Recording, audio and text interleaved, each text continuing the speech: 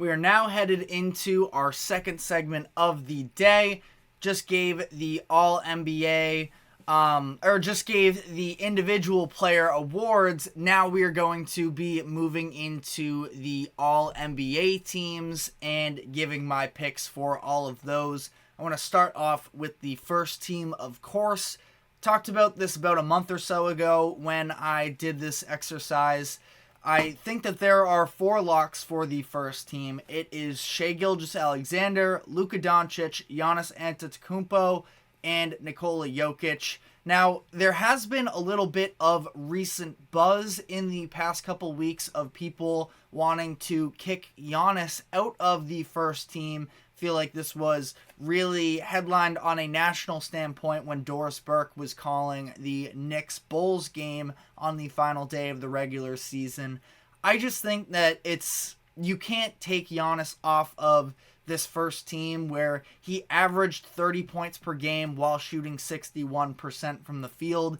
First time that has ever happened in NBA history. That feels like a stat that Wilt Chamberlain should have owned, and yet he was never able to do so. And for Giannis to put together another incredible season, I think that he's really without a doubt a top 3 player in the NBA in my eyes. And yes, the Bucks did underachieve a little bit, but they still won 49 games. There was all types of turnover, of course, with the coaching situation, with upending their real identity by trading Drew Holiday and bringing in Damian Lillard, trying to force themselves into more of an offensive-focused team. And there was just a lot of turmoil that went on. Also, they would have been the 2nd seed if it weren't for Giannis getting injured down the stretch of the year. So I just don't think that a 49-win season and a 3 seed is enough to disqualify the incredible year that Giannis put on this past season. I have Jason Tatum taking that 5th spot on the first team. He's the best player on the best regular season team this season. His scoring statistics are maybe a little bit lower, but he averaged a career high in assists per game based off the fact that he took a little bit of a backseat, making some sacrifices in order to help elevate the team. And they did so to the point where they won 64 games. If they hadn't had a 14-game lead over the 2 seed down the stretch, they would have won even more. But Tatum was able to still have a very solid statistical season with 27 points, 8 rebounds, 5 assists, and while doing so, had possibly his best season ever defensively. He's still the best rebounder on the Celtics in my eyes, and people that don't actually watch the games sort of downplay his importance to the organization, but he is what makes the Celtics operate the way that they do, the way that he is able to play this unselfish game. It trickles down from the top. I also feel like Tatum has increasingly improved as a playmaker over the past couple years, and as much as some of the, late in the shot clock, late in the game, the clutch numbers are definitely ugly for not just Tatum, but the entire team.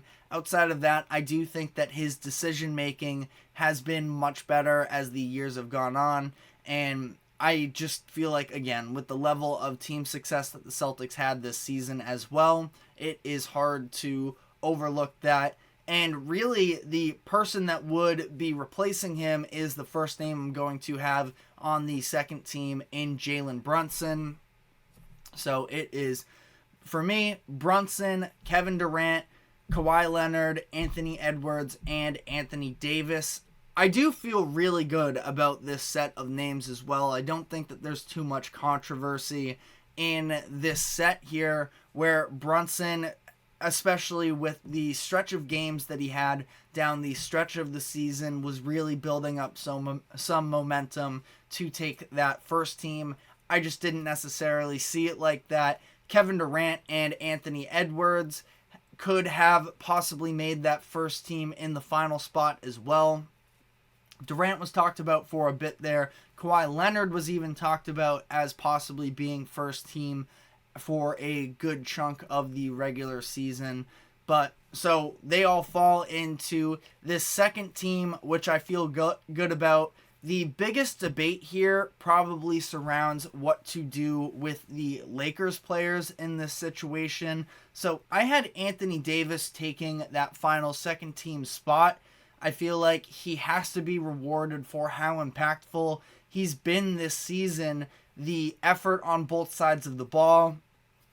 Obviously, LeBron, with the statistics he puts out on a nightly basis, it's hard to overlook that, of course, and not that I want to overlook it necessarily, and I don't think I am, but still the possession to possession level of effort, I feel like it makes sense that what is he, 39, 40 years old at this point? It makes sense that he doesn't necessarily feel the need to every single possession give his 100%. I feel like this is the most locked in we've seen Anthony Davis in years, and part of that is reflected by the fact that he played in 76 games this season, which is the most he has ever played in his career in his age 30 season, which is something that's super encouraging to see.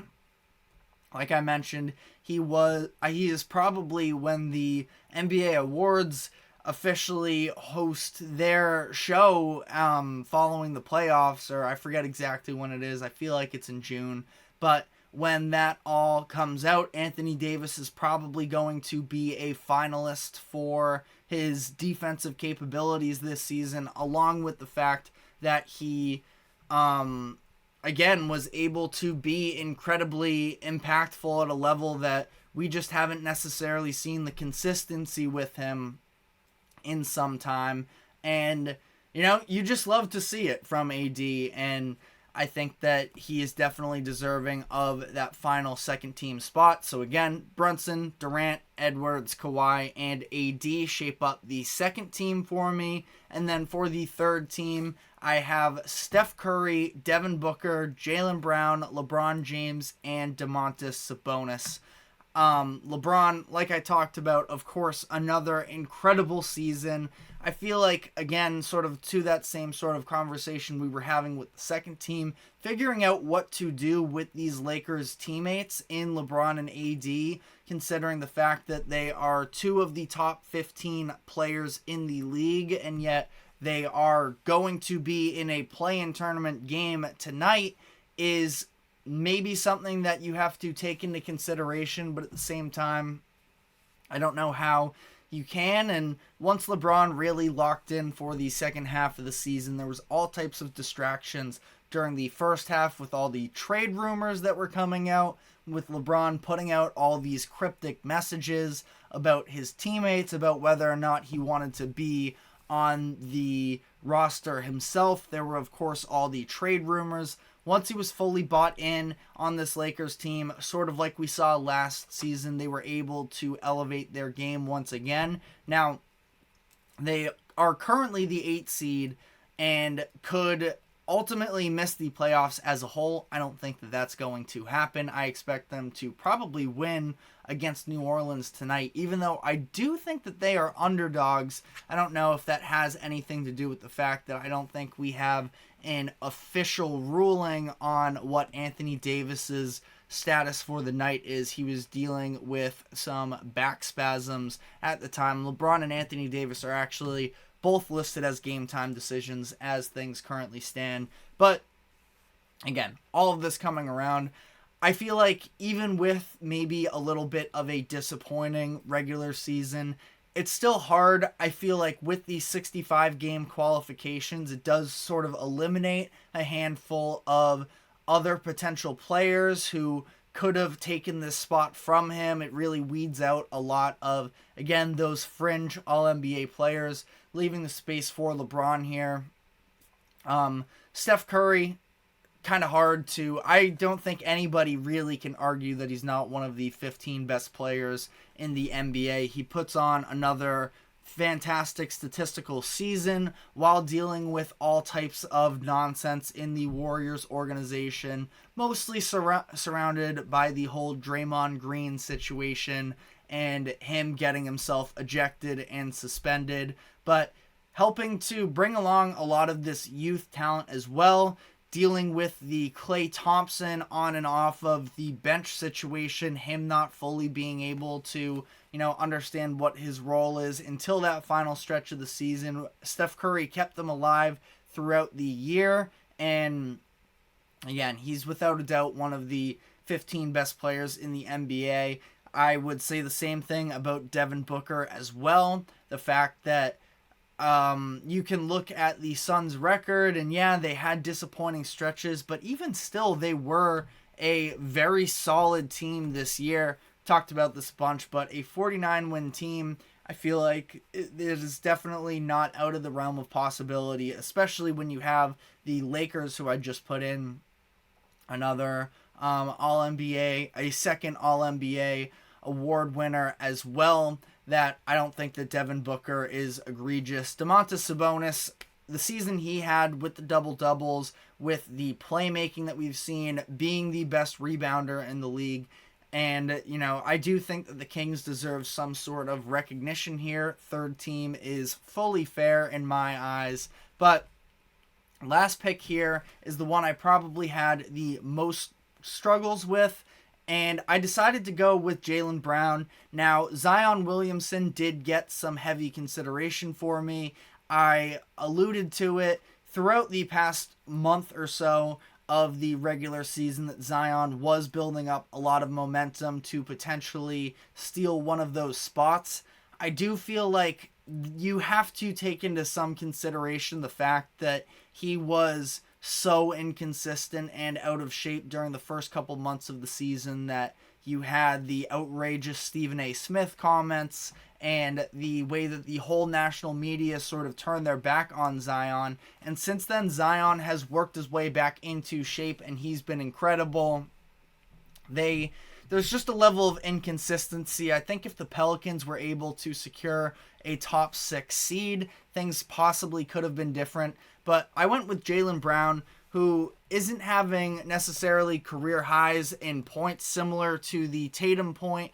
I just believe that there is some level of, these players knew that they had to sacrifice some to make the team as the best possible team during the regular season, and that's what they did. He also had a extreme level of buy-in on the defensive side of the ball that was sort of lost over recent seasons, where he came into the NBA as a very plus defender, but sort of the lack of attentiveness. He was getting beat off backdoor cuts and such, and was getting caught ball watching. He has never been more locked in for the defensive side of the ball. There were some talks about him potentially making an all-defensive team.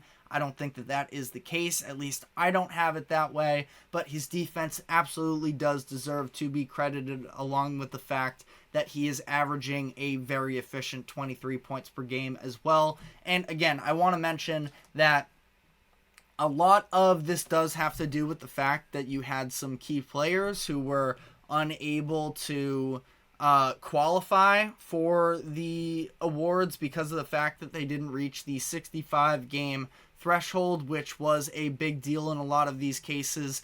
I feel like maybe one of the more controversial picks that I don't have is Tyrese Halliburton. Tyrese had a phenomenal start to the season, really, and established himself as one of the up-and-coming point guards. I've been a big fan of Tyrese Halliburton for a handful of years now, but during the second half of the season, there was really a dramatic fall-off that I feel like just hurt him to a level that the Pacers weren't necessarily as relevant at the time, and he was seeing a big-time shooting slump, so ultimately, I don't go with him. But final list of the teams here. First team, Shai Gilgeous-Alexander, Luka Doncic, Giannis Antetokounmpo. Nikola Jokic and Jason Tatum. Second team, I have Jalen Brunson, Kevin Durant, Kawhi Leonard, Anthony Edwards, and Anthony Davis. And then third team, I have Steph Curry, Devin Booker, Jaylen Brown, LeBron James, and Domantas Sabonis. But let me know what you would have changed in the comment section. For now, we are going to be taking our second break of the show, and when we come back, we are going to dive into some all defense and all rookie teams. So stick with us, and we will be right back.